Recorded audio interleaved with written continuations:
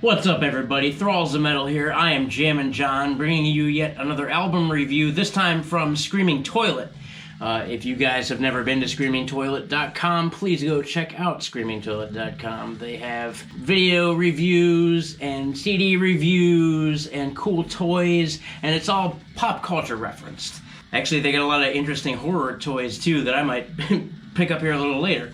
Anyway, though, the album I'm bringing you today is from the band Ritual Dictates. This is their first album called Give In to Despair, released on April the 3rd of 2020.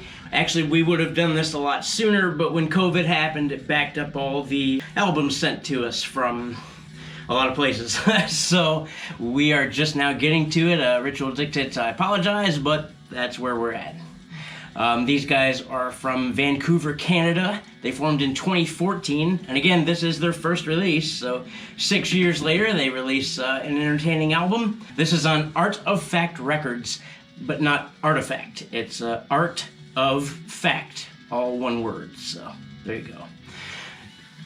It says they're marketed as death metal, however, I would say more of death metal with a little bit of melodic death with what seems to be kind of a prog influence, as thrash metal influences, black metal. It's a really wide array of music styles, and that's kind of how I'll just dive into this. The vocals on the album are a good mix of growls, screams, guttural growls, yells. There's chanting sometimes, there's gang vocals sometimes. There's even some clean vocals, which I'll dive into a little bit more here in a moment. The music, for the most part, actually is really jammin'. The drums are very solid. The drummer is all over the map, which of course makes sense because both the guitarist and the drummer are ex-members of 3 Inches of Blood. While I was never really a 3 Inches of Blood fan per se, it makes more sense about why musicianship exists in this album. I love the guitar tone. The bass stands out really nice.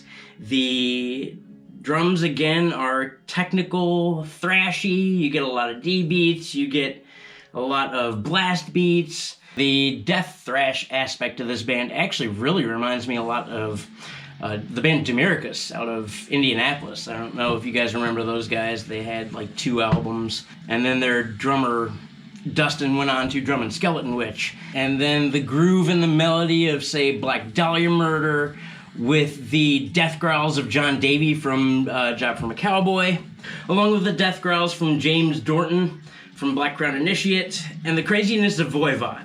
That's how I would describe this band. It took me a little while. I remember I jammed it first a couple weeks ago and was like, meh.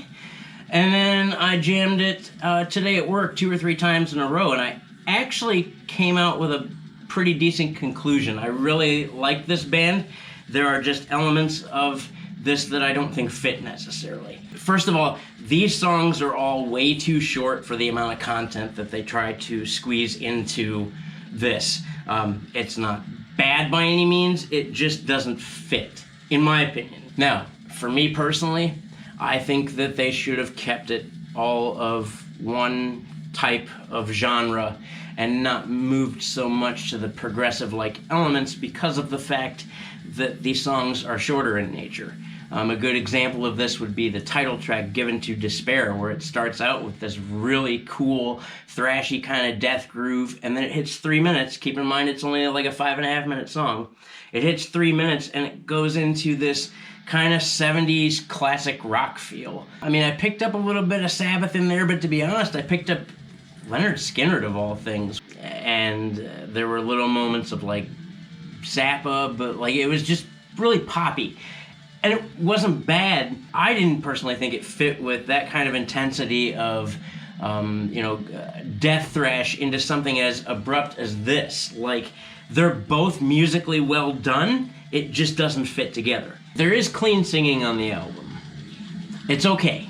I just don't think it fits here. There are, if you want to go for prog rock or even progressive metal, make that dominant on all the tracks, not just peppered in random songs. It seems like you're robbing yourself at that point, where you guys could do awesome death thrash, or you could do awesome prog metal. In my opinion, it didn't really fit, but who the hell am I?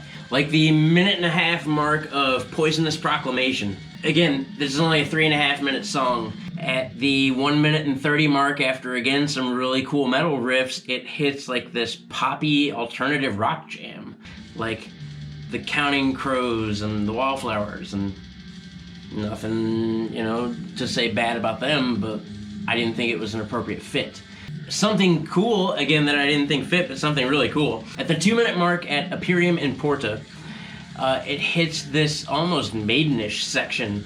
You get harmonized guitars and tapping and a couple really good solos, and the groove was there, even the vocals were there. I thought it was awesome. But that's how that song went out. Like, it came in on this thrashy death groove and went out on Maiden. Cool. I love Maiden, and I love thrashy death metal with all of my heart. But maybe not right there, but it was cool.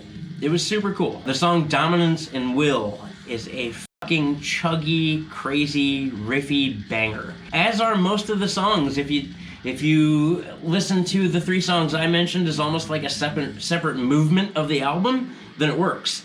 Because all the rest of the songs kick ass. It's all groove and death metal, and definitely thrash.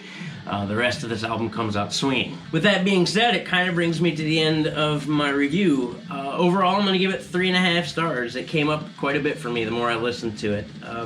And because I'm such a fan of all the things, that I heard influenced in this band, like, I could see how it's going to work together and how you guys probably want it to work together. And I want to see what comes next. So 3.5 stars. If you guys like what you saw this evening, first of all, thank you. We just hit 3,000 subs, and we are so excited and happy for all this.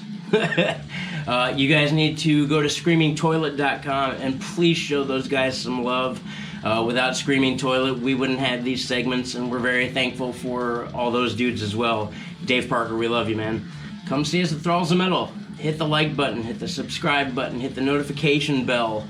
Feel free to reach out and talk to us. We're all here, although some of us are a little bit busier than others in Thralls. We'll all get to you eventually. You guys be safe out there. Good luck with November. Take care.